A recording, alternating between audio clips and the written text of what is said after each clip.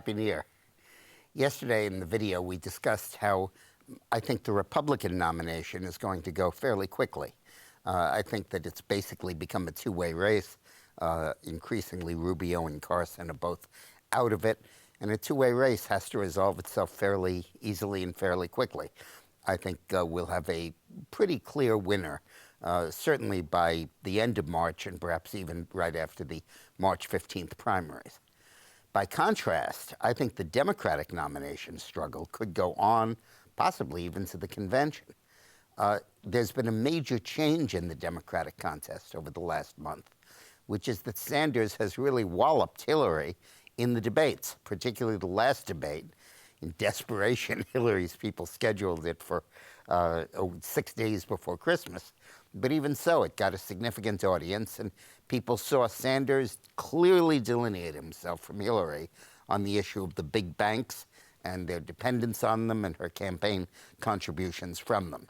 And I think it created a situation where Hillary was, I think, badly hurt.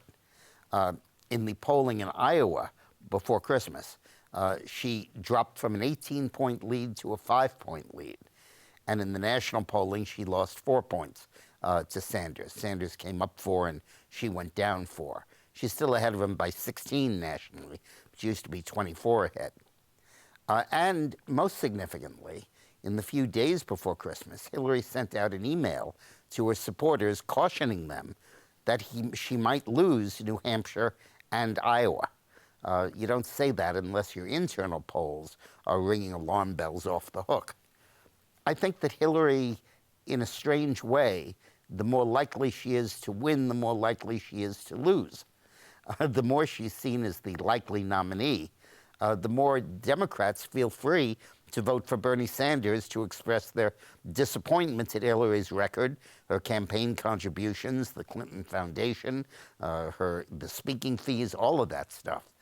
That all wouldn't be enough to vote against her if they felt she was going to lose. But with Sanders, it's kind of a free shot, in a sense.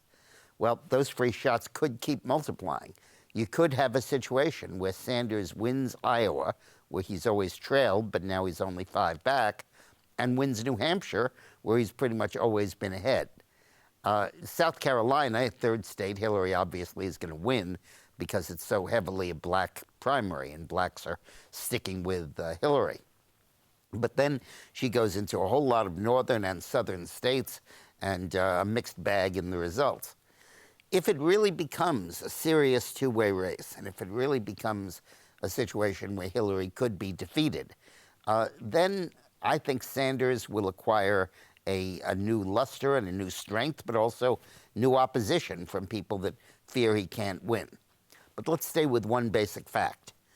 In the polling nationally for who should be the Democratic candidate, Hillary gets 46%. Sanders gets 30%, O'Malley gets 7%, some other candidate gets 9%, and the rest are undecided. But the point is that 54% of the voters do not vote for Hillary, and that means that she's now losing her majority, perhaps along with her mojo.